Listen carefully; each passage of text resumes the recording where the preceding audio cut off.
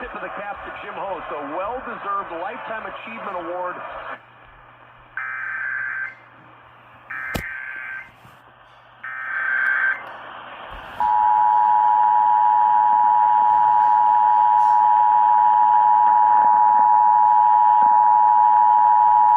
Stations and cable systems of your area. Emergency alert system equipment that can quickly warn you during emergencies is being tested. If this had been an actual emergency, such as a tornado, flood, evacuation, toxic release, or any emergency that you, the public, should be timely alerted, official messages would have followed the alert tone. This station serves as a vital part of the Louisiana State Emergency Alert System.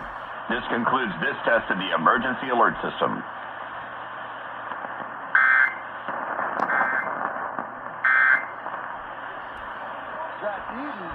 We've got a whistle and a